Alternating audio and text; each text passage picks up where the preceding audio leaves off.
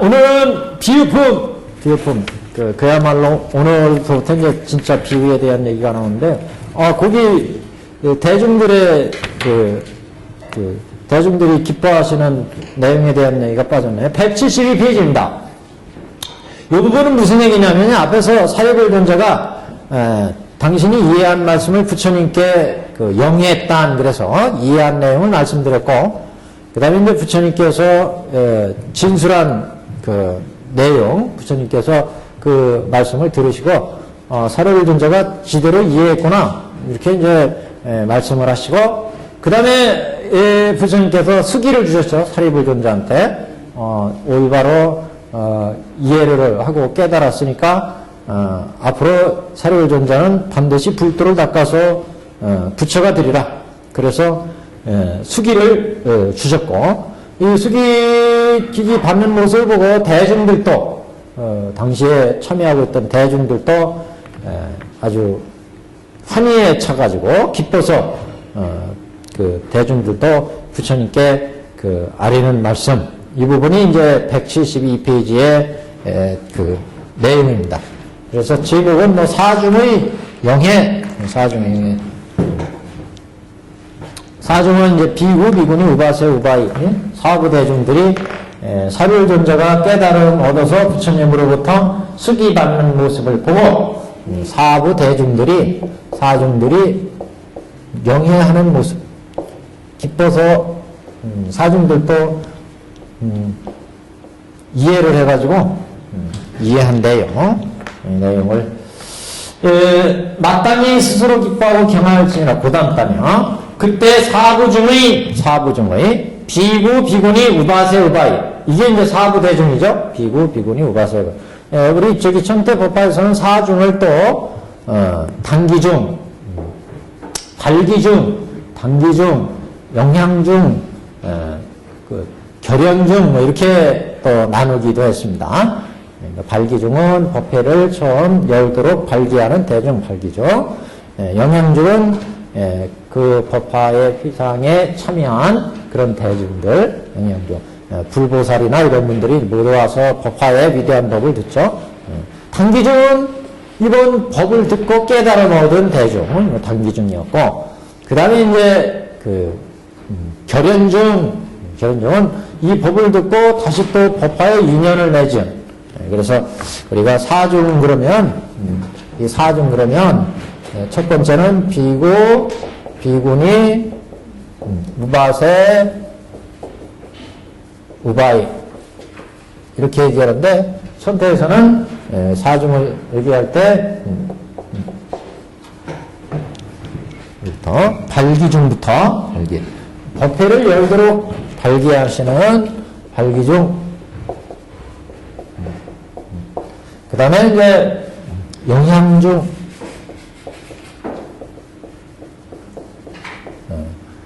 천룡팔부나 불보살들이나 이런 분들이 이렇게 위대한 법회를 하면 와서 듣는데요. 이런 분들이 영향중입니다. 그 다음에 이제 단기중. 이 부처님의 법을 듣고서 깨달음, 금기에 딱 맞아가지고 깨달음을 연 그런 대중, 단기중이 있고, 그 다음에 이제 결연중이 있습니다. 결연중은 지금 깨달음을 얻지는 못했지만 이 법문을 듣고 법화와 인연을 맺어서 부처님 불성의 인연을 새로 맺은, 결연을 맺은 이런 이제 대중, 이렇게 사중을 얘기합니다. 그래서 지금 법화 휘상에서 비구, 비구니, 우바세, 우바이의 사부 대중들이 그 다음에 이제 하늘, 천룡, 하늘과 용과 야차, 건달과 수라, 가로라, 긴나라, 마으라가 8부중이죠. 이렇게 들어가기 때문에 천태대사는 이쪽 법화의 대중을 이렇게 사중으로 법화 문구에서 말씀을 했습니다. 그래서 이렇게 사부대중과 천룡팔부와 이런 대중들이 사리불이 부처님 앞에서 안욕따라 삼락 삼보리에 수기 받는 것을 보고 마음에 큰 환희를 내서 한량없이 뛰며, 한량없이 뛴다는 건 아주 기뻐서 기뻐서 날뛴다 그러면 말이 좀 이상해지는데 기뻐서 아주 환희 용약하는 거, 환희 용약을 어떤 사람은 기뻐서 날뛴다 그러는데 조금 표현이 좀 거시기에 기뻐서 하여튼 펄쩍펄쩍 뛰는 거예요. 그러니까 큰 환희심을 내어 한량없이 뛰며 각각 옷을 벗어서 부처님께 공양하고 석재 환인. 근데 이것도 우옷을 벗어서 부처님께 공양한다. 굉장히 존경심으로 이제 공양하는 의미인데 이거 근데 그 자기 입던 옷을 부처님께 그냥 드리면 빨아서 좀 깨끗이 다려서 세탁해서 드려야지. 하여튼 그만큼 정성을 다한다는 얘기입니다. 자기가 입고 있는 가장 좋은 옷을 부처님께 공양을 드리는 존경의 의미로. 그래서 이렇게 위대한 법을 여태까지 들어본 적이 없었는데 이 법을 듣고 사려이든가 깨달아서 수기받는 것을 보니까 같이 있던 대중들이 당신들도 환희심이 나가지고 그래서 이렇게 부처님께 공양 드린다는 거죠. 그래서 큰 환희를 내서 우두술 받아 부처님께 공양하고 석재환인 범천왕 등 수없는 천자도 또한 하늘의 묘한 옷과 양반들은 천의이죠. 천의 보통 천의 하늘의 옷, 하늘의 만다라꽃, 천상의 그 만다라꽃, 마하만다라꽃, 뭐 이거 백년, 대백년 뭐 이렇게 얘기를 했죠.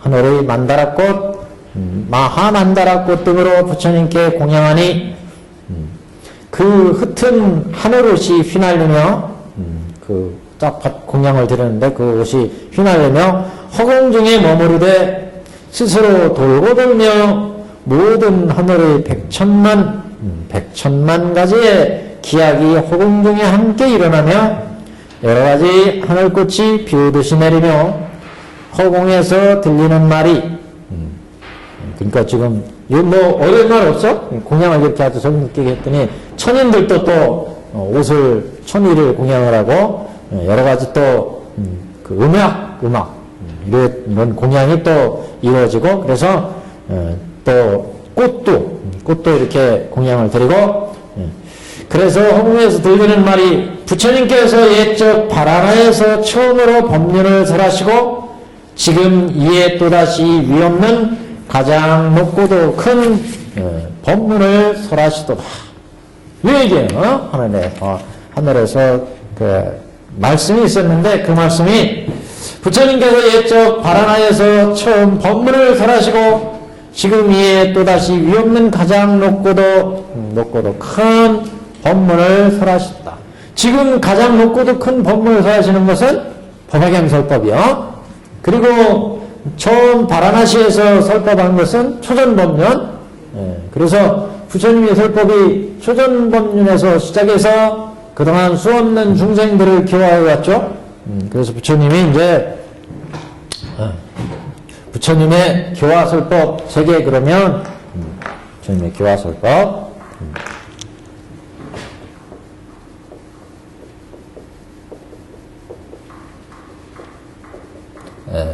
설법 세계가 이제 초전법륜 게 바라나 바이샬리라고 하는 초전 법륜서부터 시작해서 쭉 개가적으로 이게 지금 대법륜을 굴리시는데 이게 이제 법화회상이라는 거죠. 법화회상에서 이제 제일 앞에 서품부터 이제 법을 쭉 그 설해가지고 그래서 객원현실에 1대4인연 객원현실에 부처님의 본의를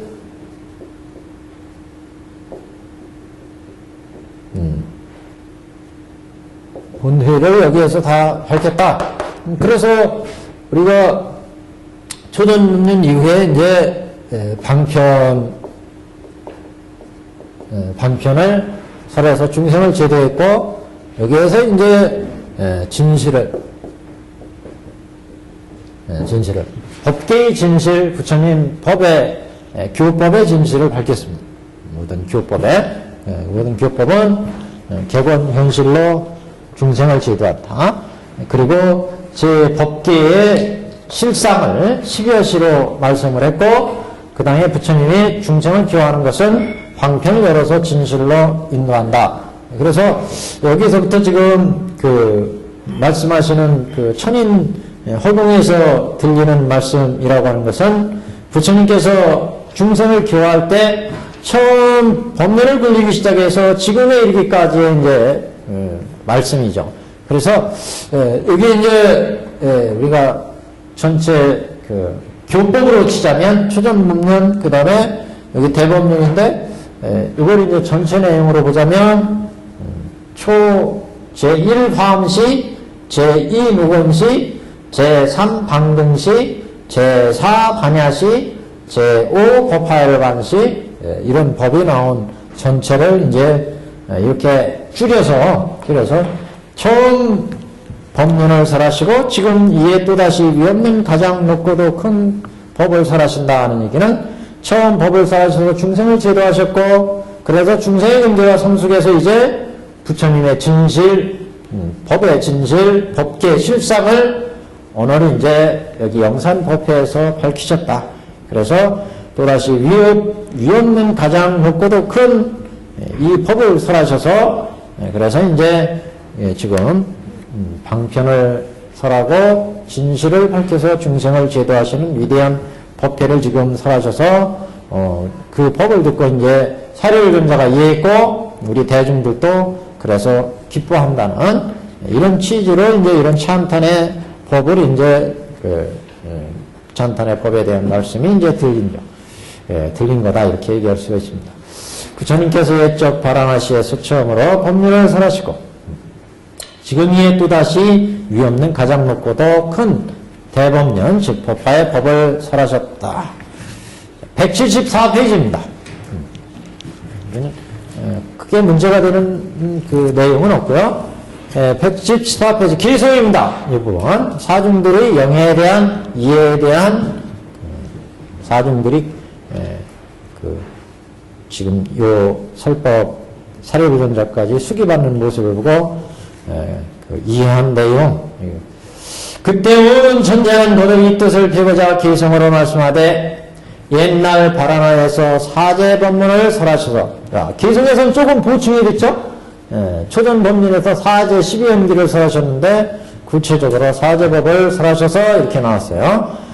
바라나시에서 처음 사제법을 설하셔 모든 법을 분별하시어 오중의 생례를 설하시고 지금 또다시 가장 묘하고 위없는 큰 법문을 설하시도다. 자, 여기 지금 간략하게 이렇게 좀 표시했는데 여기 사제 처음 여기 설하실 때를 지금 사제 법문을 굴렸다. 사제. 그 다음에 뭐 우리가 12연기 그랬죠? 12연기법. 근데 모든 부처님들의 법은 뒤에 이제 화성유품에서 나오지만 우리 저기 앞에서도 서품에서도 일월등명글 시절에 보시지만 법화가 설하기 전에 방편으로 중생들을 제도할 때 사제 12연기를 설하고 그 다음에 여러 보살도를 설한 다음 법화의 진실을 밝혔다. 법화경을 설했다. 이런 체계가 되어 있었죠.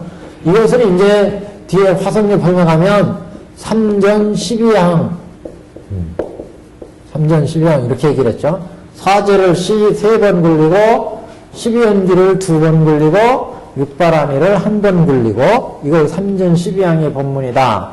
이렇게 얘기할 수 있고 그 다음에 이제 법화의 설법 여기에 법화의 설법 이렇게 법의 체계가 사제는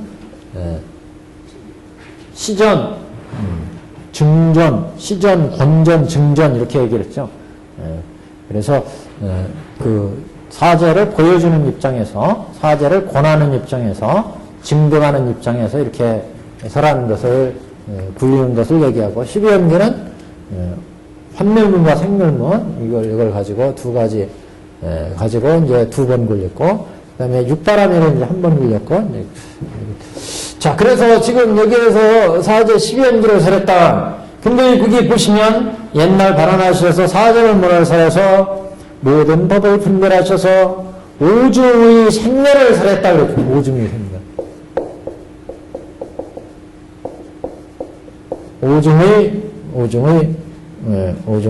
오중지 생멸.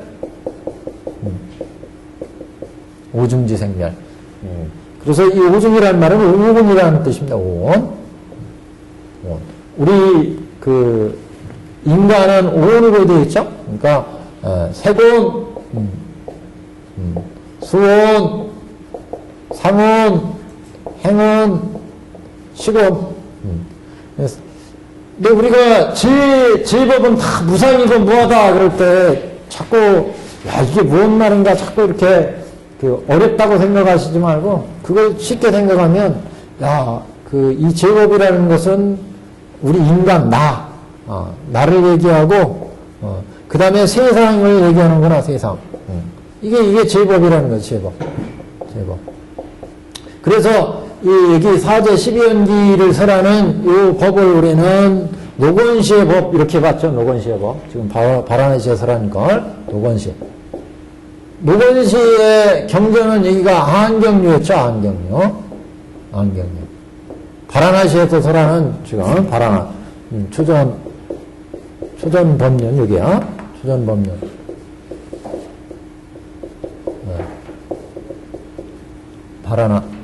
바라나시에서 암시 여기에서 설한 법문이 지금 사제 12연기고 그 사제 12연기에 설한 것은 오중지 생멸이에요. 오중의 생멸을 주로 얘기했다. 왜냐하면 우리 인간들이 살아가는데 나를 지대로 파악해야 되죠. 나는 과연 뭐냐 나에 대해서. 그래서 근본불교에서 가장 많이 말씀드리는 게 사제 12연기 아니겠어요? 사제는 내가 어떻게 되어 있느냐. 그래서 어떻게 해서 내가 생로병사 속에 살아가느냐. 이걸 이제 지대로 밝혀서 생사로부터 해탈하는 법을 얘기했고, 그리고 이제 두 번째가 제법. 이 세계의 모든 법들, 이 세상은 과연 어떻게 이루어져서 우리가 생사고에 있느냐. 이걸 이제 밝힌다는 거죠. 그래서 12조 18개가 어떻게 이루어져서 생사고가 있고 그런 생사고로부터 어떻게 벗어나야 될 거냐. 이걸 얘기하는 게 다 사제하고 12연기법이죠. 그런데 근본불교에서의 사제는 오중지 생멸이 생멸의 사제를 얘기를 했어요. 생멸의 사제. 생멸의 12연기죠. 생멸의 12연기. 생멸의 사제다. 그러니까 어떤 사람 생각하기 생멸의 사제, 생멸의 12연기 그러면 나중에 통교, 별교, 원교는 또 뭐라고 얘기할 거냐? 그래서 천태에서는 요 노건시를 생멸사제의 입장에서 보고 생멸사제. 그 다음에 이제 통교 입장을 무생사제 이렇게 무생사제. 그 다음에 별교 입장을 무량사제 이렇게 보고. 그 다음에 원교 입장을 무작사제 이렇게 보죠. 무작사제. 여기 지금 노건시를 얘기하니까 장교 입장이고 장교.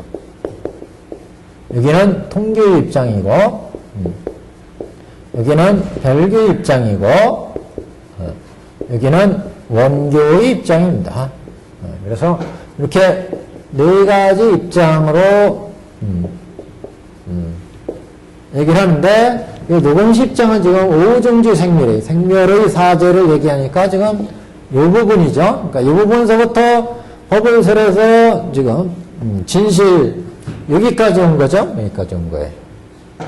그래서 부처님이 이 법문부터 시작해가지고 쭉 법을 설해서 지금 여기 영산법화 회상에서 이제 모든 법의 진실을 다 밝히니까 원교의 법까지를 다 밝혔다. 이렇게 지금 말씀하는데 그 처음에 들어간 법문이 이제 여기 바라나시에서 사제법문을 설했다. 그런데 사제법문은 모든 법을 분별하셨다. 모든 법이라는 것은 분별설 제법이에요. 제법. 분별설. 모든 법을 분별했는데 사제 12연기 이 법의 체계로 말씀을 해가지고 그래서 모든 이 세상은 인연에 의해서 만들어져서 인연에 의해서 멸한다. 그래서 인연이 결합되어서 이 세상이 생주이멸하기 때문에 그래서 우리는 생로병사의 괴로움의 고 속에 있으니까 이 세상은 고해의 인생은 고해다. 그래서 고재를 얘기했고 이 고해의 이제 원인은 우리가 생사 속에서 탐진치를 해가지고 번뇌를 만드니까 그래서 이제 괴로움이 생긴 거다. 그래서 생사의 고의 원인을 얘기를 했죠. 그게 이제 번뇌 때문이다.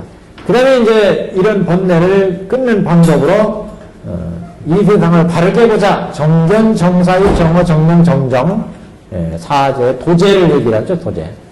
그 다음에 이제 도제에서 생사 번뇌가 끊어지니까 멸제 이렇게 사제를 얘기했고 그 다음에 이 세상의 모든 법들이 인연에서 생겨서 인연을 멸하니까 무명의 번뇌로부터 무명의 연에서 행이 나오고 행에서 식이 나오고 내지 생로병사가 만들어지더라. 그런 이제 연기법의 실상을 밝힘으로 해서 생사로부터 벗어나겠다. 그러니까 오의 생멸이 어떻게 이루어지느냐? 오의 생멸, 오중지 생멸이에요. 오중지 생멸이 이루어지는 이치는 이제 사제를 통해서 주로 얘기를 하는데 우리가 이거 오운이고 오는 여기 세 권이 있다고 그랬죠. 세 권. 네 몸뚱어리. 그 다음에 수온, 상온, 행온, 식온. 이렇게 다섯 덩어리가 모여있다. 오중이에요. 오죠. 다섯 덩어리가 모여있어. 모여있어가지고 여기 육근에서 오중이 안, 이, 비, 설, 신, 의가 있잖아요. 색, 성, 향, 미축법. 색, 성, 향, 미, 촉, 법. 이렇게. 그래서 우리가 인간이 일단 태어나면 이렇게 세군과 수원과 상원과 행과 시군으로 이루어졌죠? 우리 나라고 하는 존재는 이 오는 우리 몸뚱아리 세군 뭔가 느끼는 좋다 나쁘다 느끼는 감정 수원 생각하는 거 상원 행운은 마음의 어떤 움직임 분노의 움직임 정신적인 움직임 다 행운이고 시군은 인식 판단하는 작용이고 그래서 우리가 태어나면 항상 이 안, 입이, 설신의가 있잖아요. 다 육근이 있잖아요. 눈, 귀, 코, 이게 보는 놈, 듣는 놈, 맛보고, 이건 말하고, 몸으로 접촉하고, 의식하는 육근에서 항상 색성형 미축법을 만나잖아요. 이 만나는 게 이게 왜 만나요? 인연에 의해서 만난다.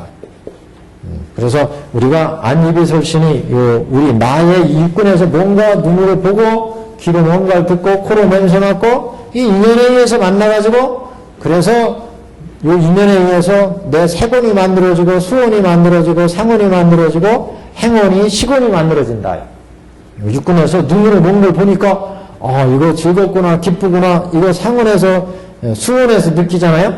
그리고 그걸 생각을 하고 그걸 내가 그 생각에 따라서 분노가 일어나기도 하고 착한 마음이 일어나기도 하고 행운이 일어나죠.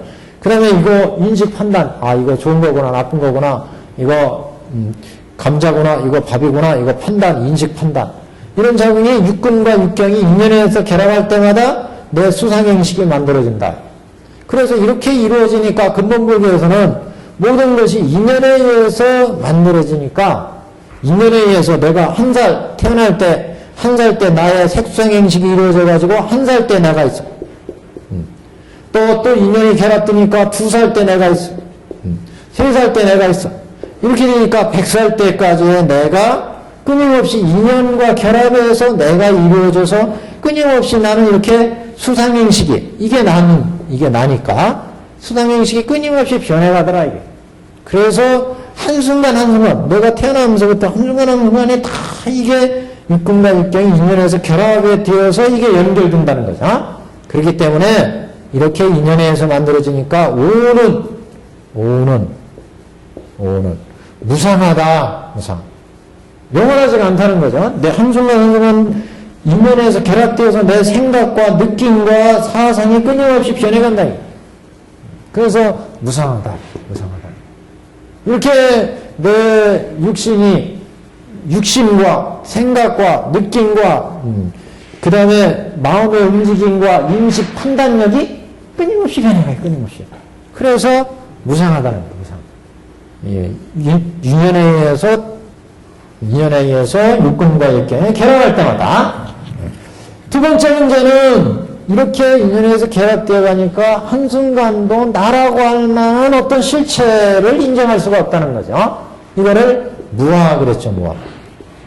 육근에서 육경이 끊임없이 결합돼서 내 색소행시 1살 때, 2살 때, 3살 때 내가 끊임없이 만들어지니까 어떤 걸 진정한 나라고 봐야 될 거냐 이게.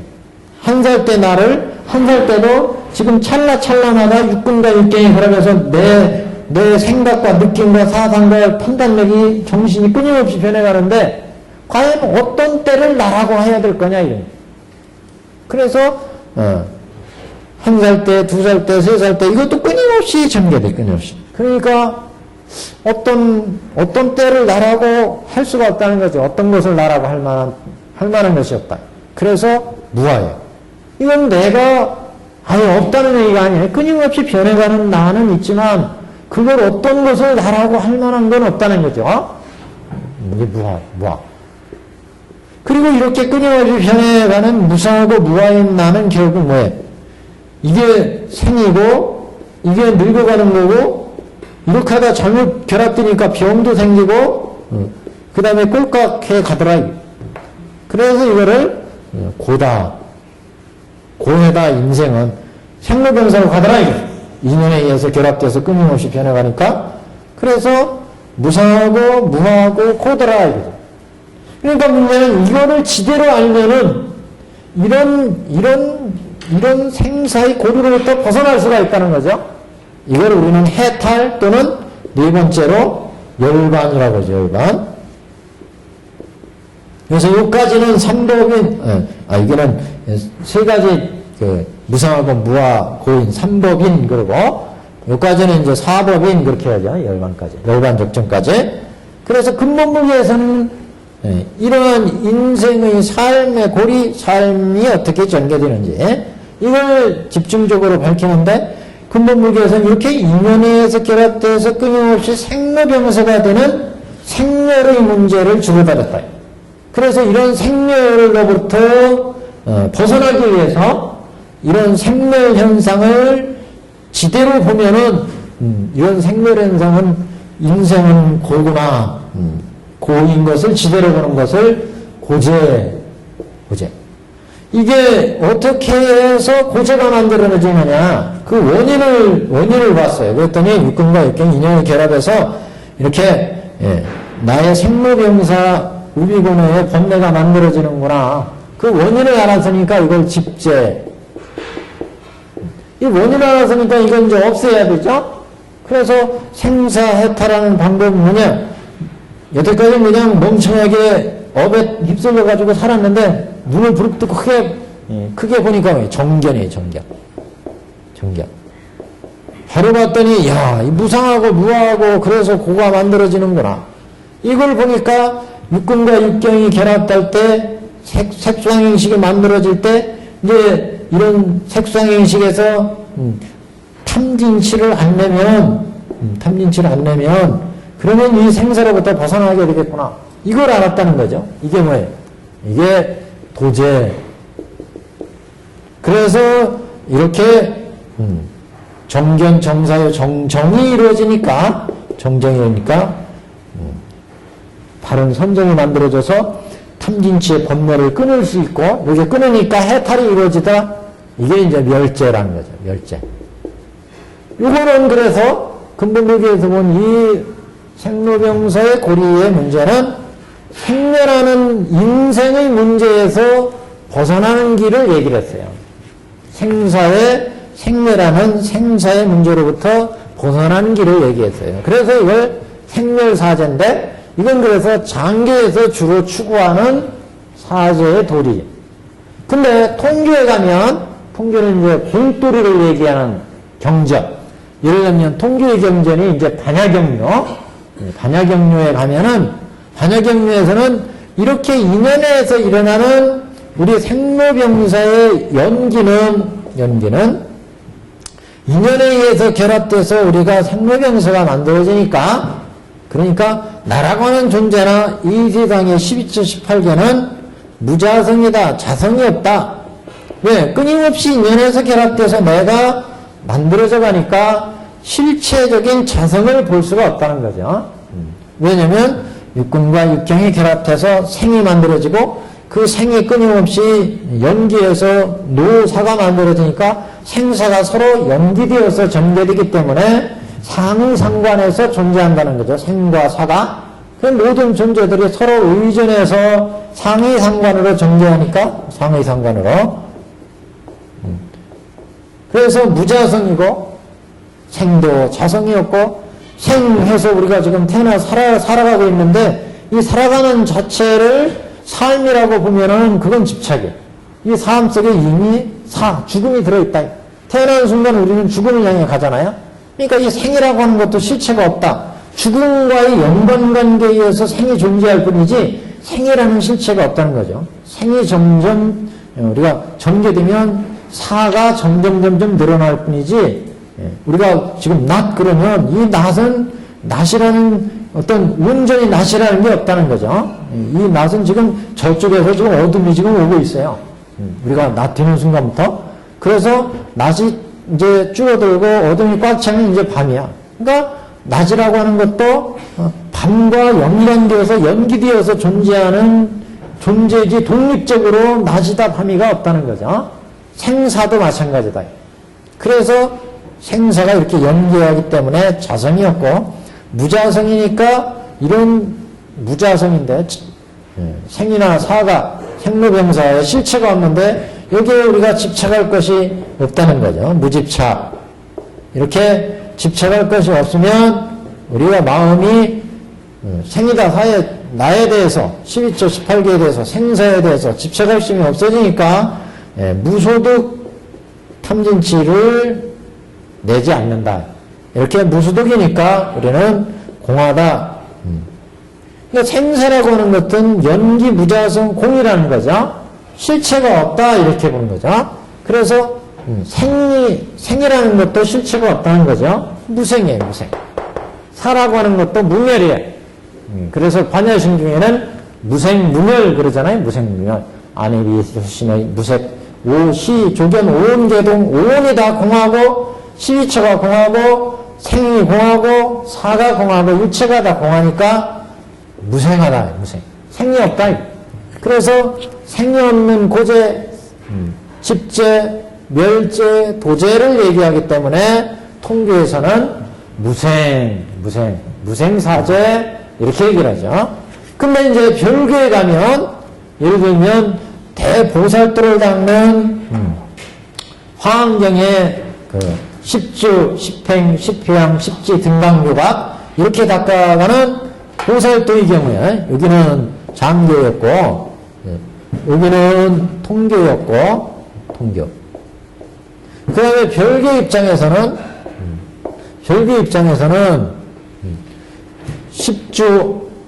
십신부터 시작하지만 십신은 생사의 단계니까 십신 그 다음에 십회양 십지 이렇게 닦아가잖아요.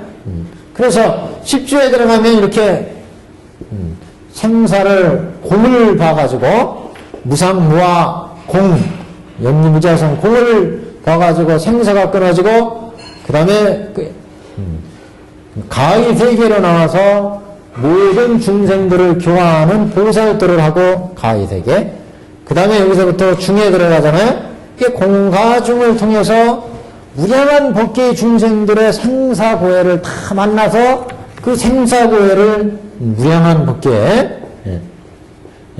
법계의 중생들을 다 무량 생사를 체험하고 그걸 다 제도를 하니까 무량한 중생들을 제도하게 된다. 이 별교는. 그래서 이 무량한 법계, 무량한 중생들마다의 생사를 다 본다는 거죠. 그래서 무량한 법계 중생들의 고재, 집재, 멸재, 도재를 체득하기 때문에 별교에서는 그래서 이걸 무량사재 이렇게 얘기를 하죠. 별교에서는. 그래서 십주에서는 십주에 들어가면서 생사의 번뇌가 끊어지죠. 공을 보니까. 그 다음에 가의 세계로 나와서 법계마다의 중생들을 다 보고 그 중생들마다의 생사를 보니까 가로 가관을 써서 그 다음에 이제 중간을 써서 불도의 불지견의 일부를 이제 체득에 가기 시작하죠. 십지부터. 그래서 공과 중의 보살들을 닦으면서 무량한 법계, 무량한 중생들의 사죄를 경험하고 이들을 치유하기 때문에 그래서 별교는 무량사죄다. 이렇게 얘기를 하고. 그건 무작사죄. 이건 이제 부처의 짓는 목을 이제 다 깨달으면 예를 들어 십주에서 공도, 직공의 도리를 보고 원교죠. 그러니까 운명에서는 여기 십주에서는 직공의 입장을 보고 여기도 직가의 입장을 보고 직중의 입장을 보니까 그러니까 여기에서는 이제 번뇌즉 보리 생사즉 이 번뇌가 생사즉 해탈 생사즉 열반 이렇게 이제 보니까 요거는 생사를 지음 자체가 없다는 거죠.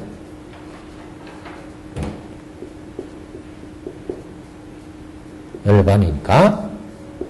그래서 여기는 이제 생사를 지음이 없으니까 무작이다. 무작. 생사를 짓는 자체가 원교 입장이니까. 그래서 이제 이렇게 사제 입장에서 네 가지 사제 입장에서 이제 보게 되는데 이건 우리가 전체의 불교를 보는 거고 지금 여기 경문에서 보면 옛적 바라나에서 사제법문을 설해서 모든 법을 분별해서 제법 모든 법 온 실체 18개 일체법을 참 분별해서가 그 중에 온의 생례를 설하시고 온이 인연에 의해서 생겨가지고 인연에서 멸하는 거나 그 생로병사의 과정을 온이 어떻게 해서 생로병사가 만들어지는지를 밝혔어요. 그래서 생멸사제 입장에서 고제, 직제, 멸제, 도제를 밝히니까 그래서 오중의 생멸을 설하시고 그동안에 이제 무생사제를 설했고 어디에서? 통교에서. 통교는 어디에서요? 여기는 오시로 치자면 노건시에서 그렇잖아요? 노건시에서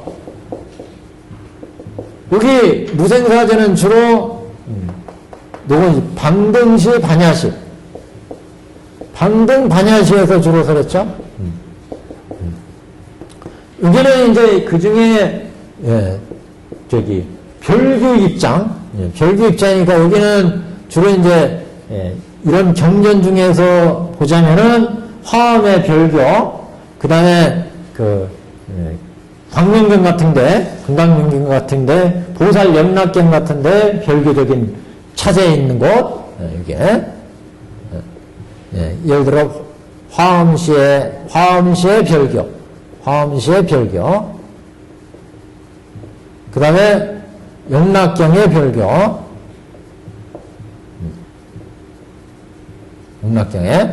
이런 데 별교, 그 다음에 여기 이제, 법화에서 원교를 이제 지금 그래서 지금 또다시 가장 명하고 위없는 큰 법문을 설하시도다. 그래서 무작사제의 이제 법을 핀 거죠. 가장 명하고 위없는 큰 법문을 설하시도다. 이 법이 가장 깊고도 극에서 능히 믿을 사람이 적으리다. 이 법을 믿을 사람이 적다는 것은 우리가 앞에 그 법문을 보셨듯이 부처님의 법소를 듣고 사립을 존자만이 이해를 하잖아요.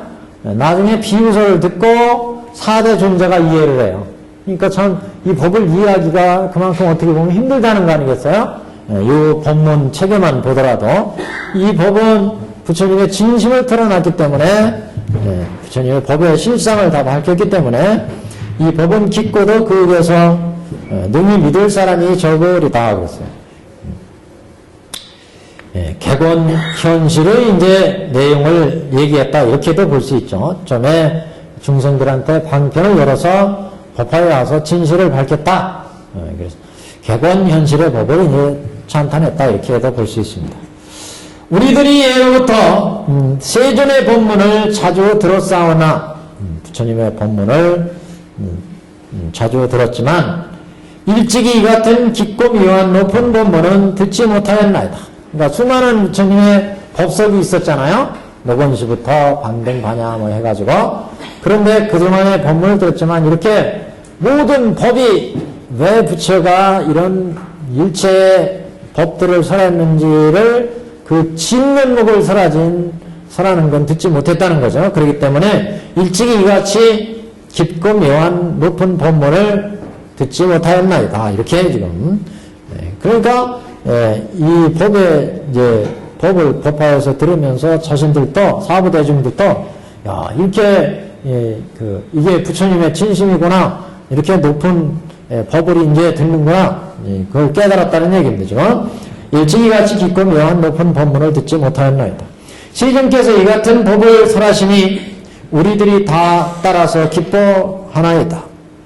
그래서 대중들이 여태까지 못 듣던 법을 이제 듣고서 이해를 했고 자주 듣고서 묘한 법문을 듣지 못하였나이다. 그래가지고 이제 여기 법화해성이 듣고 이해를 했다. 득회를 나타내고 그래서 이제 그 법을 듣고서 우리도 따라 기뻐했다. 그런 얘기는 이제 이해를 했다는 거 아니겠어요? 그래서 수의심을 내게 됐다는 그래서 세존께서 이 같은 법을 설하시니 우리들이 다 따라 기뻐하겠나이다. 수의하겠습니다. 큰지의 사리불이 지금 높은 수기를 받았사오니 사리불 존자가 앞에서 모두 존기 우리 원문에 보면 금득수 존기 그랬어요. 존기. 존귀할 존자를 썼어요. 사리불 존자가 부처님으로부터 불도를 이루겠다는 이제 수기를 받는 것을 존기다 이렇게 봤습니다. 아주 존귀한 수기를 받았어요.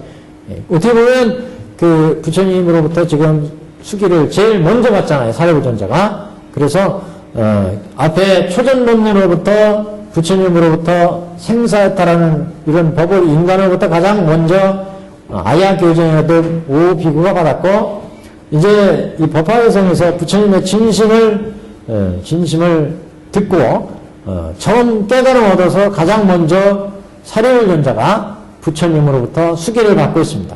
그래서 이승들도 사리불과 같은 아라한들도 불도를 이룰 수 있다는 그리고 불도를 이룬다고 하는 어떤 증명을 지금 여기서 보이고 있습니다. 그래서 이렇게 사리불 존자가 이승에도 불구하고 불도를 이룬다는 그런 수기를 받기 때문에 참으로 이승들도 성불할 수 있는 길을 지금 열어놓기 때문에 그래서 아마 존기 이렇게 표현하는 것이 아닌가.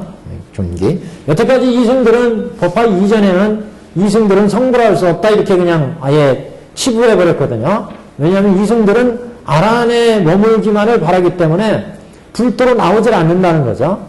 왜냐하면 생사해탈한 그 경지에 들어가서 고요한 왜냐하면 부처님이 우리들 이 이승들 금기한테는 너희들은 생사해탈하면 어떻게 생사해탈하느냐? 그래서 아라한들을 얘기를 했어요. 그래서 이 사람들이 실제 그걸 닦아가지고 아라한에 도달했다.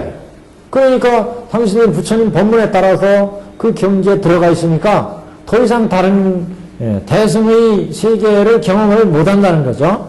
그래서 대승의 세계를 경험 못하니까 불도를 이룰 수 없다. 그렇기 때문에 대승경전에서는 이승들은 성불할 수 없다. 이렇게 이제 나온 거였는데 법화에 가서 그런 이승들도 지금 부처의 이런 진면목을 부처님의 진심을 알았다면 부처의 진심은 뭐냐 이게 부처는 원래 본래 소원이 일체 중생을 다 불치견을 열어서 보여서 다 당신과 같이 깨달음 얻게 하는 게 목적이었기 때문에 이승들이건 삼승이건 다 부처님의 목적에 의해서 부처님 본망에 의해서 여태까지 교화를 해오셨다는 거잖아요. 그래서 이 일대사인연의 근본 취지를 입각해 본다면 이승들도 본래 부처님이 방편에서 이승을 밝혔기 때문에 그 방편도 곧 진실로 들어가는 방편이라는 거죠. 그래서 그 방편은 그 중생의 근기가 성품과 욕망이 거기에 합당하기 때문에 그 법을 설했고, 원래의 목적은 1불승에서 2승을 나눠서 설한 거였다. 3승을 나눠 설한 거였다. 그렇기 때문에 이승들도 원래는 부처님의 1불승에서 방편으로 설한 것이었다. 이렇게 되기 때문에 이승들이 곧 1불승의 진실로 나가게 되고, 그래서 방편이 곧 진실인 법이 되기 때문에, 그래서 지금 그 첫 번째 사려울전자가 수기를 받았습니다. 높은 수기를 받았사오니, 그래서 큰 지혜의 사립을 지금 대지혜의 대지 사립을 금득수존기, 그래서 사립울전자가 큰 존귀한 수기를 받았사오니, 우리도 또한 이같이 반드시 성불하여 일체세간에서 가장 높고 존귀하오리다. 우리도 또한 이같이 반드시 성불하여, 지금 사부대중들도 사려불전자가 이렇게 수기받는 것을 보고 우리들도 그러면 부처님의 이 진심을 따라서 닦아나가면 우리들도 반드시 불도를 이룰 것이 아니겠느냐. 그래서 일체세간에서 우리도 또한 이같이 반드시 성불하여 일체세간에서 가장 높고 존귀하오리다. 이렇게 지금 자신들도 부처님께 아뢰고 있습니다. 한 장면입니다. 불도는 생각하기조차 어려움이니 불도 파사의 그랬어요. 그래서 생각하기조차 어렵다. 불가사의하다 이런 얘기. 파사의는 그래서 불도 파사의 원문에 파사의 이렇게 되어 있어요. 그러니까 불도는 참으로 불가사의하다 이런 얘기. 생각하기조차 어려움이니 방편수에서 방편으로 금기 따라 설하심이라. 불도의 경지는 이렇게 불가사의하기 때문에 방편으로 우리 중생들한테 금기 맞춰서 방편으로 설할 수밖에 없었다.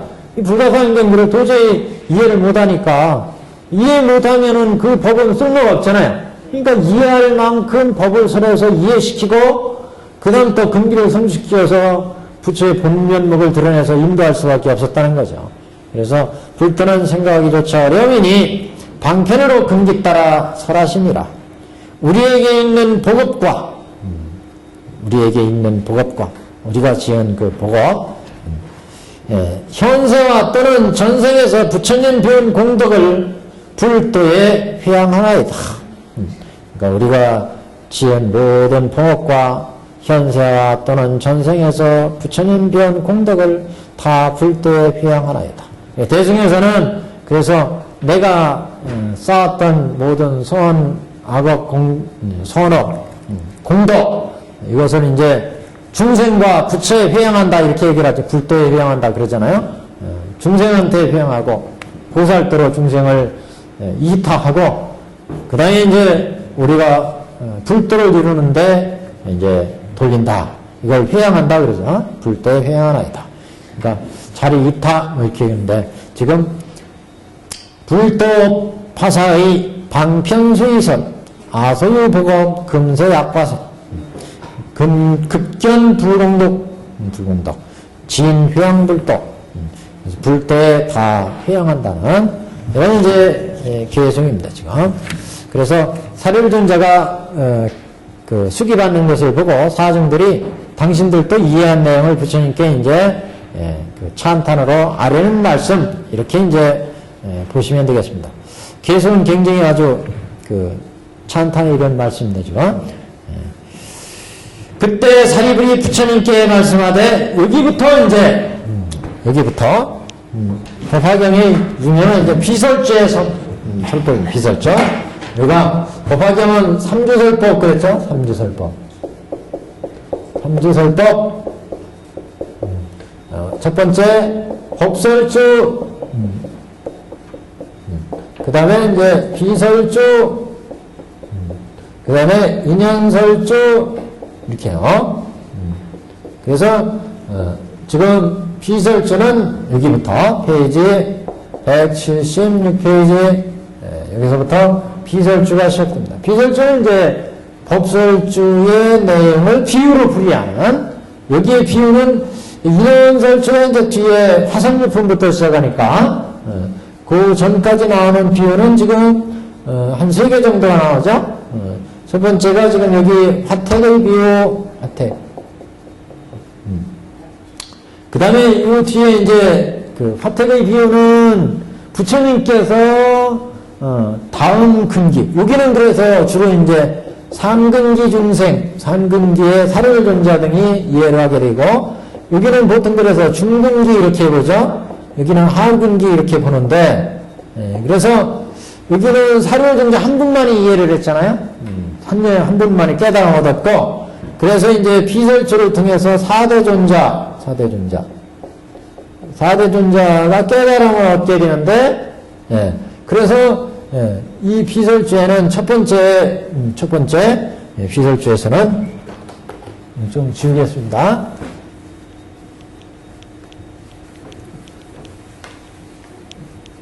그래서 이제 비설주에서는 화택의 비유는 그래서 중근기를 위해서 부처님이 설하시는 법문이고 불설이고, 그 다음에 사대존자들이 그 부처님께 이제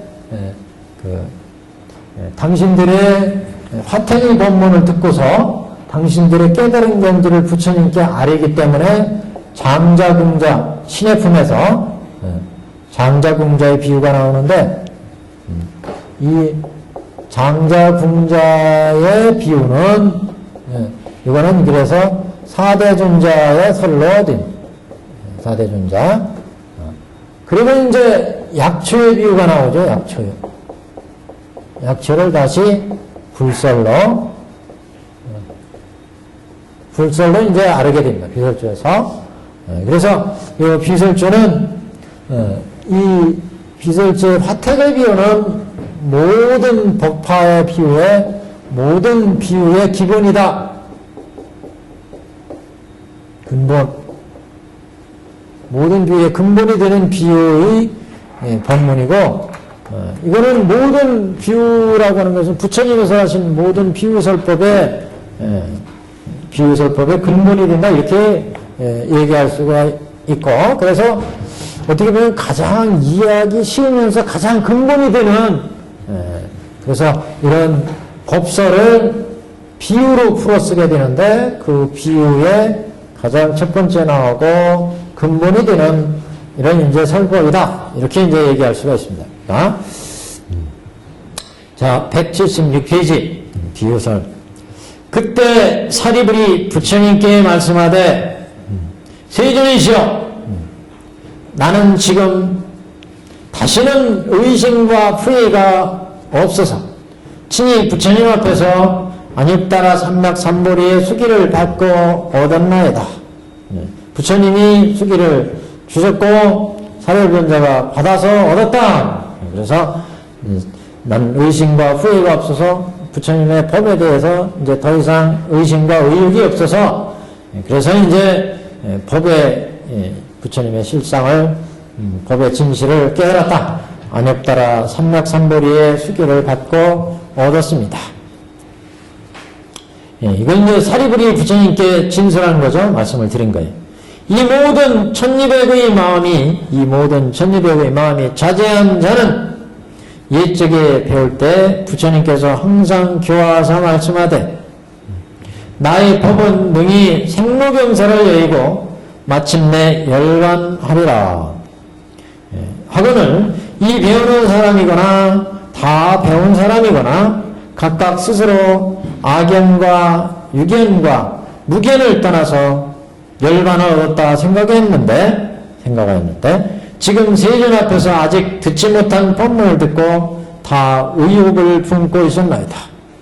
걸어가신 세존이시여, 어건대 사정을 위하여 그 인연을 설하시어 의심과 후의를 여의게 하옵소서.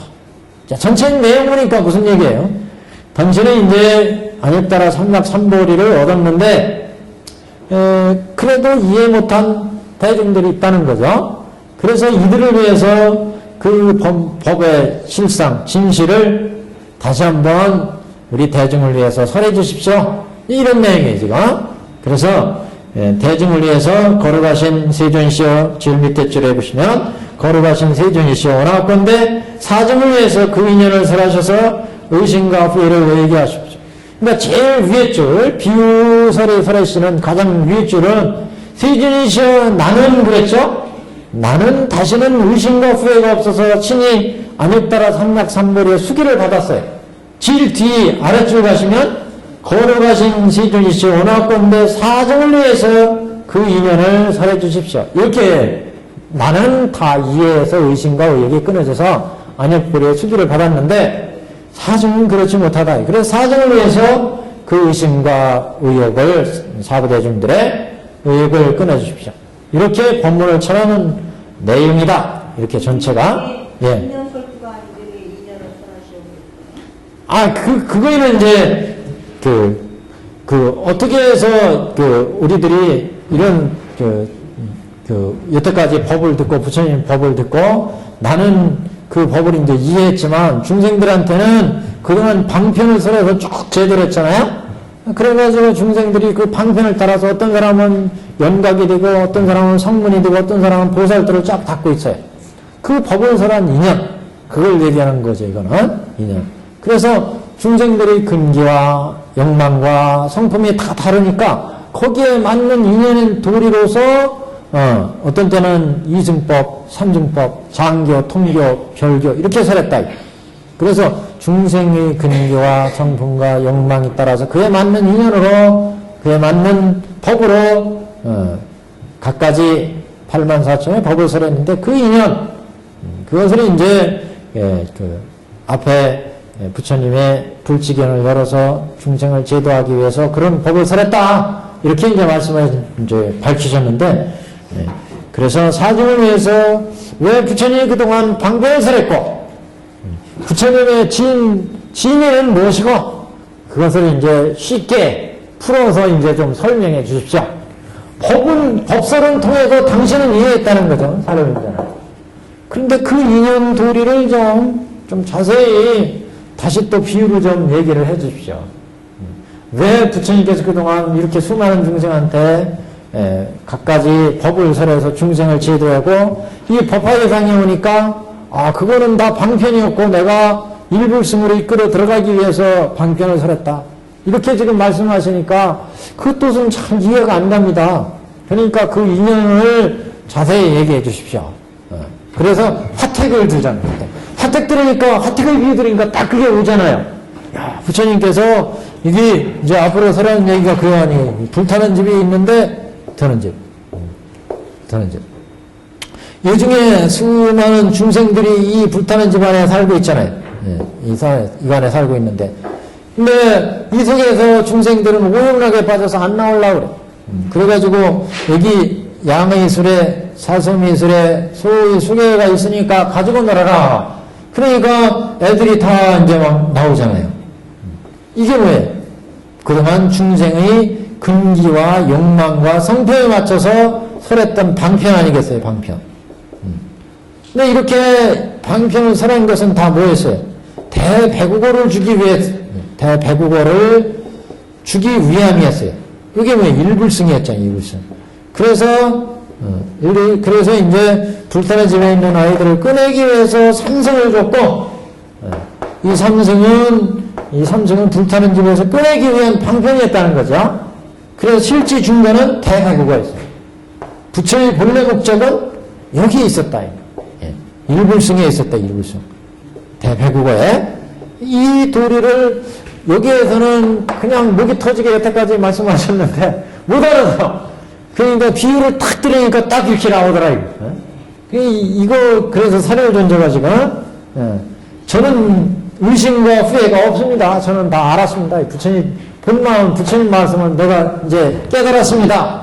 그런데 여기 있는 대중들이 지금 모릅니다. 이게. 그러니까 이들을 위해서 다시 사정을 위해서 법을 설해 주십시오. 이런 내용이죠. 그래서 중간 내용이 이제 들어가 보시면 중간 내용. 그래서 176페이지 세존이시여 중간에 보시면 세존이시여 나는 지금 다시는 의심과 후회가 없어 친히 부처님 앞에서 안욕따라 삼락삼부의 수기를 받고 얻었습니다.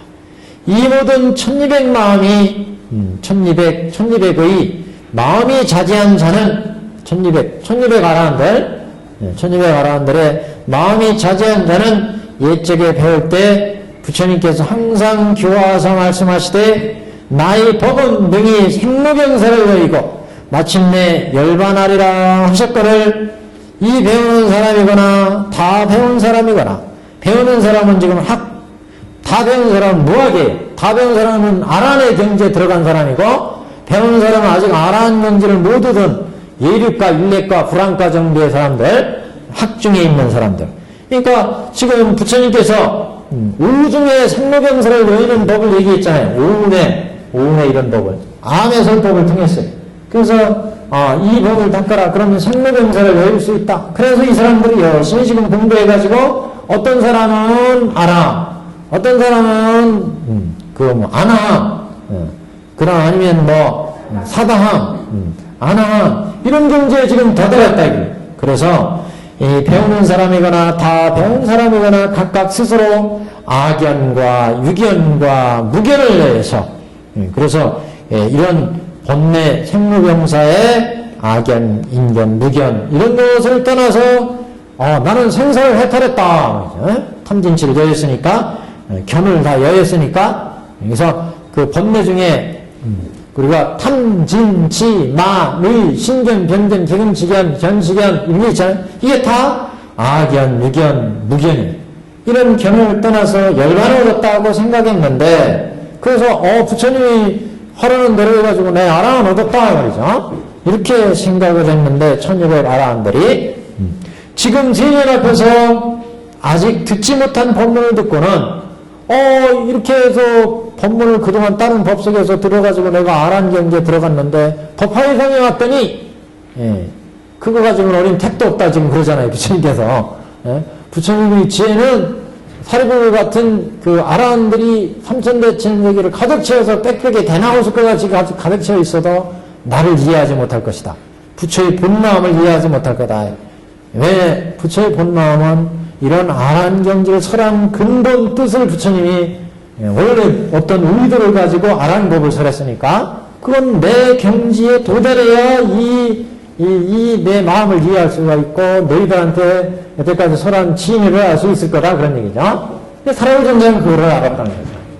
사라불전자는 그래서 지금 열반을 얻었다고 생각을 했는데 지금 세존 앞에서 아직 듣지 못한 법문을 듣고 법화의 설법을 듣고 봤더니 다 부처님은 이전에 우리한테 설한 건 이건 방편이었고 이건 다 진실로 인도하기 위해서 설한 법이다 이렇게 말씀을 하시니까 다 듣고 이래서 아직 듣지 못한 법문을 듣고는 다 의욕을 품고 있나이다.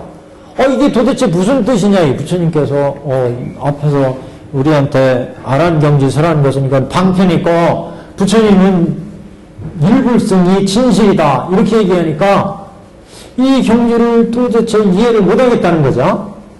그러니까 이 법이 필요한 거예요. 비유가 화택의 비유가 이 사정들이 지금요. 이 법문을 듣고 우리한테는 아란이더라고 해서 우리는 아란이 됐는데 왜 부처님께서 아란경지는 진심이 아니고 일불승이 진심이고 그러니까 너희들은 방편을 버리고 일불승으로 이제 나가야 된다. 그래서 너희들이 있는 이 방편도 일불승에서 설한 방편이었고 방편이고 진실로 가는 길이었다.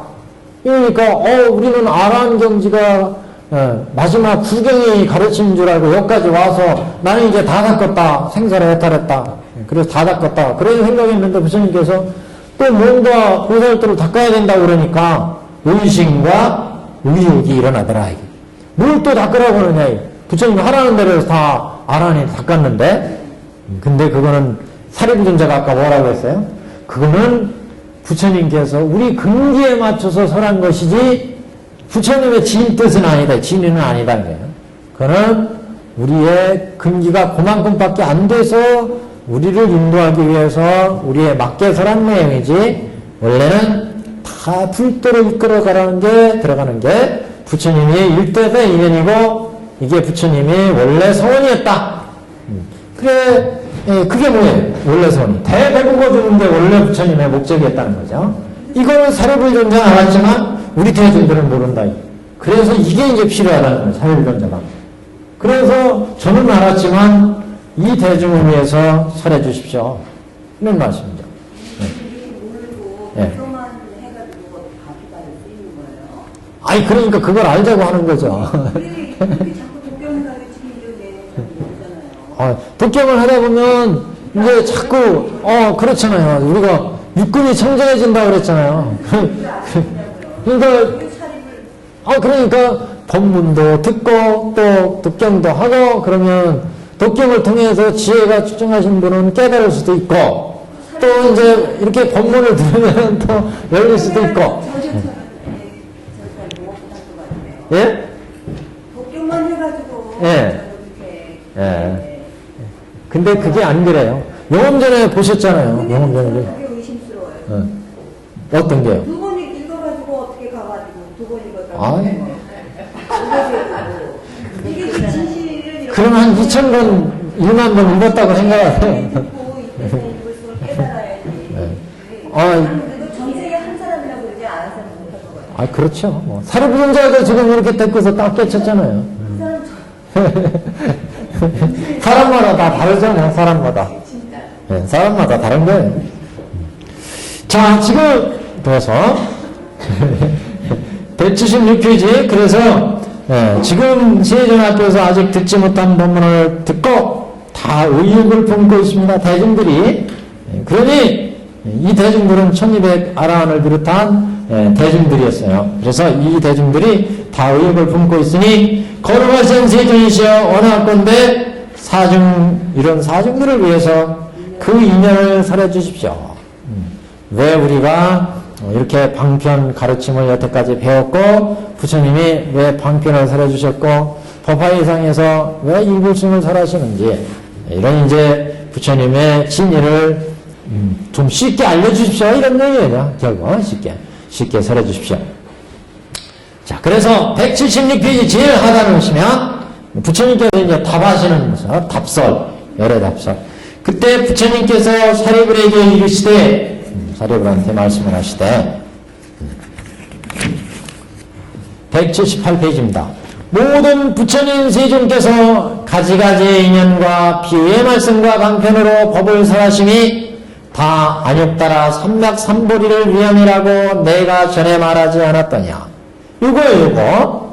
내가 가지가지 인연과 비유의 말씀과 방편으로 그동안 수없는 법을 설했는데 이 수없는 법들이 다 안욕따라 삼맥삼보리를 위해서 우리의 근기에 맞춰서 그래서 아라한도 주고 영각도 주고 고살법도 주고 이렇게 법을 줬다.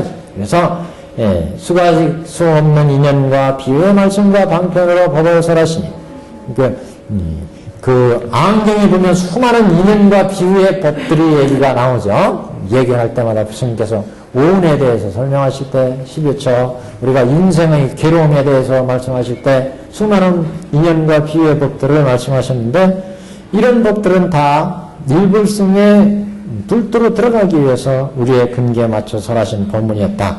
그래서 안욕따라 삼맥삼보리를 위함이라고 내가 전에 말하지 않았더냐. 이 앞에서 법설에서 말씀을 하셨죠. 이 모든 설법이 다 보살을 교화하는 까닭이니라. 다 보살을 위한 법이다 이런 얘기도 나왔어요. 부처님은 여기에서 보살은 일불승 보살을 얘기하는 겁니다. 다 불도로 들어가는 보살. 그러니까 성문 연각 보살할 때 이 보살은 천태에서는 이거는 이제 보살의 경지만을 얘기하는 거고 여기에서는 모든 설법이 다 보살을 교화하기 위한 거였다는 얘기는 불도로 들어가는 보살을 얘기하는 겁니다. 그래서 이 모든 설법이 다 불도로 들어가는 보살을 교화하기 위한 까닭이니라. 사리부리여 그러나 이제 다시 비유로서 이 뜻을 밝히리라. 모든 지혜 있는 자는 이 비유로서 알리라. 지금 여기 그래서 화택의 비유를 이제 화택의 비유를 부처님이 말씀하시겠다 그런 얘기죠. 화택의 비유. 그래서 이제 여기서부터 사리부리야 여기부터가 진짜 이제 비유입니다. 비설주는 저 앞에서부터 시작됐지만 실제 이제 비유는 여기서부터 장자 그 화택의 비유 그 비유의 내용은 여기서부터입니다. 사리부리여 어떤 나라에 성읍이나 촌락이거나 거기에 큰 장자가 있었다고 하죠. 또 원래 원문을 보시면 원문의 바로 옆줄입니다. 성읍이나 촌락이거나 옆에 바로 한 줄 아래에 보시면 비유, 득해, 사립을 약, 국, 읍, 취락이에요. 그러니까 국읍, 나라와 그 다음에 읍과 취락이에요. 세 가지예요. 근데 우리 성명에는 어떤 나라의 성읍이나 촌락이거나 이렇게 번역을 했어요.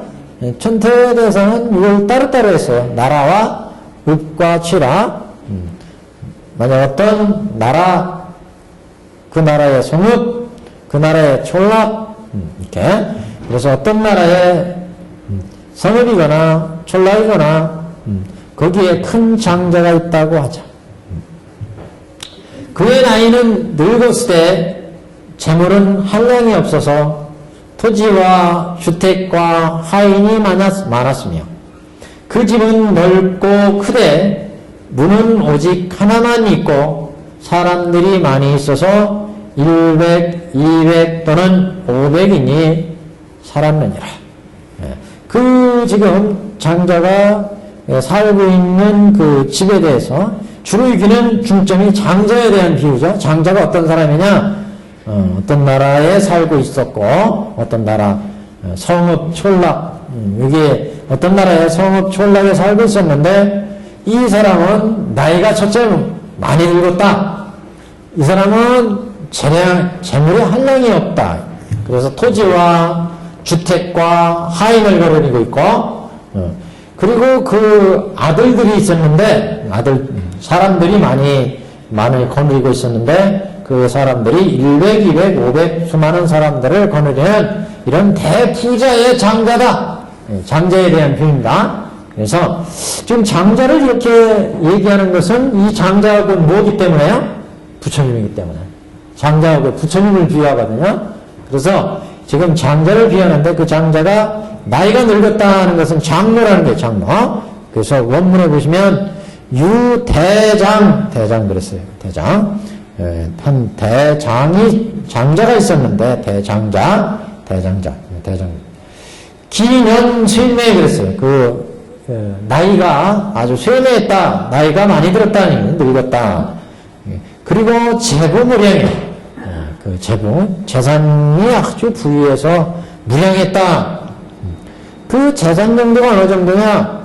전택, 밭과 집과 동복, 하인이죠. 하인을 수없이 거느리고 있었고 그 집 또한 아주 엄청나게 크더라. 기가 광대. 그러니까 여기서 얘기하는 것은 첫째, 장자는 나이가 많았다. 그 다음에 수많은 재물을 가지고 있다. 그리고 수많은 사람들을 거느렸다. 이 세 가지예요. 이 장자는 나이가 많았다. 나이가 많았다고 하는 것은 수많은 그 덕을 쌓았다. 이런 얘기고, 그 재물을 많이 가지고 있었다는 것도 수많은 복덕과 이 덕을 많이 쌓았다. 이런 얘기죠. 그리고 이제 수많은 사람을 거느리고 있었다 하는 것도 이제 이 양반의 그 재물과 재산과 복덕과 지혜 이런 것들을 이제 그래서 나이가 많고 재물이 많고 뭐 사람을 많이 거느렸다는 것은 장자가 수많은 재물과 그러니까 지혜와 복덕을 갖춘 사람이었다. 이것을 이제 이렇게 표현하고 있습니다. 제가 한번 보시면 우리 그 인쇄물의 첫 페이지, 1페이지 이거 다 못 보겠는데 첫 단만 우선 해석을 하고 보겠습니다.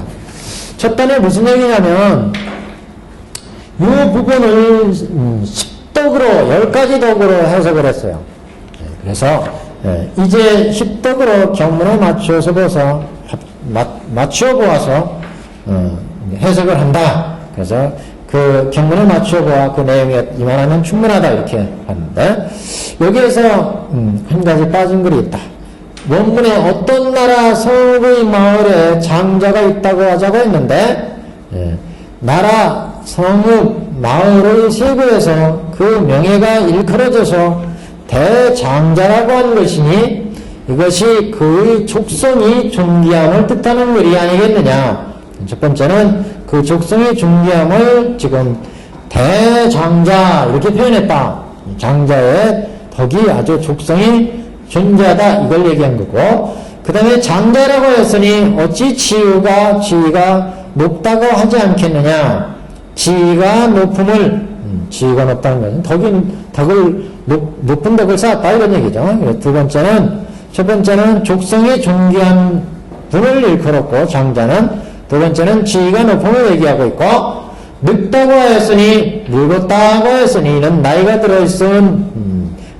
들어있음을 얘기하고, 그 다음에 재물이 한량없다고 했으니 어찌 풍족함이 아니겠느냐. 풍족한 덕, 나이가 많은 덕, 풍족한 덕. 그 다음에 토지와 주택이 많았으며 라고 했으니 이는 부분적인 계략으로 두루 부유함이 어찌 지혜의 깊음이 아니겠느냐. 그래서 토지와 주택이 많다고 하는 것은 지혜가 깊은 것을 의미한다 이런 얘기죠. 하인들이 많았으며 라고 하는 것은 어찌 위세가 크지 않겠느냐. 위세가 아주 큰 것을 얘기한다. 하인을 많이 거느리고 있다는 얘기는, 그 집이 넓고 크다고 했으니 이는 그의 덕행을 사람들이 스승으로 삼은 것을 말한 것이 아니겠느냐. 그러니까 이것은 집이 넓고 크다는 것은 이 양반의 덕행이 아주 커서 많은 사람들이 스승으로 삼을 만하다. 이것을 얘기한다. 문을 오직 하나뿐이라고 했으니 이는 예절로서 사람을 가르치는데 한 길만을 가르쳤음을 말한 것이 아니겠느냐. 불도의 한 길만을 가르쳤다. 그 다음에 많은 사람을 가누렸다 할 때 많은 사람이라고 했으니 이는 곧 아랫사람이 귀한 것을 말한 것이다. 이상의 십덕 중에 윗사람들이 공경한다는 한 가지 덕에 관해서는 빠져 있다. 이게 10가지 덕을 얘기했지만 한 가지 덕은 빠져 있다. 윗사람들도 공경한다. 당연히 이제 공경하는데 이것은 당연한 얘기니까 빠져 있다. 이렇게 이제 본 겁니다. 그래서 여기 경문에 10가지 정도의 덕을 나타냈는데, 이거 아랫사람들이 공경할 뿐만 아니라 윗사람들도 공경하는 사람이다. 장자는. 그래서 윗사람이 공경할 만한 분, 이런 한 가지는 좀 빠진 것으로 볼 수 있다. 이렇게 지금 얘기하고 있고, 이것은 대라고 하는 글자에 포함된 것이라고 여겨진다. 그래서 윗사람들이 공경한다는 얘기는 대장자였으니까 대장자 속에는 윗사람도 공경한다는 그런 대인의 의미에 이게 빠졌다. 대인이 아시는 사람인 까닭에 대라고 칭한 것이다. 그 다음에 보세요. 나이가 많이 늙었는데 라고 한 이하의 그런 구절은 덕을 찬다는 글이다. 덕에는 내덕과 위덕이 있는데 내덕은 지략을 말하고 위덕은 재물을 얘기한다. 나이가 많이 늙었고 재물을 많이 거느리고 있다 그랬는데, 이게 나이가 많이 들었다는 것은 내덕을 잘 쌓았다 이것을 얘기하고, 재물이 많다 하는 것은 수많은 사람들한테 불쌍한 사람은 도와주고 이렇게 해가지고 덕을 많이 쌓았다. 그러니까 위덕을 쌓았다 이런 얘기라는 거죠. 그래서 위덕을 많이 쌓은 것을 얘기한다는 거죠. 그래서 재물은 내덕은 곧 지략을, 위덕은 재물을 말한다. 나이가 높아서 지금과 예전 일에 박식하게 통달한 것은 부처님의 지덕에 비유된다. 지금 장자가 아주 내위에 박식하게 통달해서 많은 사람들로부터 존경을 받았는데, 이것은 부처님의 지혜의 덕, 지덕의 의미고, 또 늙었다는 것은 그 근기와 뜻이 순수하게 무르익었음을 뜻한다. 늙었다 이렇게 얘기했는데, 늙은 것은 그냥 나이만 신체만 늙은 게 아니라 근기와 덕을 이제 잘 쌓아가지고 그게 아주 무르익었음을 얘기한다 그런 얘기죠. 이는 부처님의 단덕에 비유된다. 그러니까 예전 일을 박식하게 통달해야 하는 것은 지덕의 의미고, 늙어서 아주 그 지혜가 잘 무르익어서 모든 사람들을 잘 제도할 수 있는 이런 것은 단덕으로 의미한다. 단덕이라는 것은 뭐냐? 번뇌를 끊는 덕이에요. 번뇌를 끊는 덕. 잘 무르익어야 번뇌를 끊을 수가 있죠. 그래서 박식하게 통달해서 아는 덕은 지덕. 그걸 가지고 잘 무르익어서 중생을 제도하고 번뇌를 끊어주는 것은 단덕. 그 다음에 이제 재산이에요. 그러니까 나이가 많은 것은 그러니까 뭐를 얘기해요? 지덕과 단덕을 얘기한다. 예. 그 다음에 재산이 많은 것은 이제 그 온갖 덕을 쌓은 거죠. 외덕. 재산이 부자인 것은 외덕에 비유한 것이며 재산이 무량하다는 것은 만덕, 수많은 덕을 갖춘 것, 만덕을 총체적으로 비유한 거다. 그 다음에 토지와 전태기를 갖추고 있다는 것은 별비, 그것을 하나하나 나눈 거다. 재물이 많은 것을. 그래서 논이 목성을 보존할 수 있는 것이니 이는 선정이 반야의 밑거름이 되는 것으로 의미하고, 그러니까 선정으로 의미한다 그런 얘기. 논이라는 것은 논으로부터 거기 농사를 짓고 막 그러잖아요. 먹을 게 나오잖아요. 그러니까 선정이 바로 지혜를 내는 밑거름이 된다. 그래서 선정이 잘 이루어져야 지혜가 나오잖아요. 논이 기름져야 거기에서 좋은 곡식을 거둘 수가 있어요. 지혜를 거둘 수가 있다. 그래서 그 밭은 선정을 의미한다. 또 주택이란 몸이 안에서 살 수 있는 곳이로 이는 실사의 경계가 지혜에 의탁할 수 있는 것에 비유된다. 그러니까 주택이라는 것은 뭐 이렇게 의지하고 우리가 거기에서 살게 되는데, 그래서 실상이라고 하는 깨달음을 얻으려면 지혜에 의지해야 되잖아요. 마치 주택은 그래서 실상에 의지하는 지혜와 같은 주택을 하는 것은 뭘 담는 곳이니까 그래서 지혜에 비유될 수 있다. 이를 간략하게 말하면 18공문이지만 널리 말하면 무량한 공문이 된다. 무량한 공돌이, 여기가 이제 공으로부터 지혜가 나오니까 이거 이제 주택에 비유했다. 만약 복덕을 논한다면 닦지 않은 행위 없고 그 지혜를 논하면 비추지 않는 경계가 없다. 그러한 까닭에 많은 토지와 주택을 거느렸다. 이렇게 말한 것이다. 동북이란 아까 많은 하인을 거느렸다 그랬죠. 동북이란 심부름시키고 부리는 사람이니 이는 방편의 지견이 이미 구족되었음을 비유한다. 그래서 육도에 화강동진하셔서 육도에 모두 놔두셔가지고 모든 중생의 근기에 따라 교화하시니 따르게 하는 것이다. 교화하셔서 따르게 하는 것이니 곧 이것이 실제의 동북인 것이다. 진실제의 하인들인 것이다. 그런 얘기죠. 그래서 동북이란 심부름시키는 사람, 방편지견, 방편의 지견.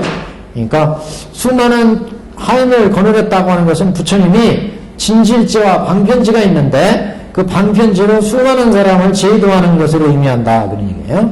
방편지로 수많은 사람을 교화하는데, 그래서 부처님의 방편지와 진실지 이것을 이제 얘기한다. 그래서 그 수많은 방편의 지견이 갖추어진 것을 동북을 거느렸다. 이렇게 이제 얘기하는 거다. 여기까지 오늘 보시죠. 다음 시간에 여기 이어서 프린트물 가져오세요. 법화 문구. 예. 조금 굵은 거로 빼올까? 잘 안 보이시죠? 굵은 거로 빼올게요. 안 가주셔도 상관없어요. 그럼. 오늘 여기까지 하겠습니다.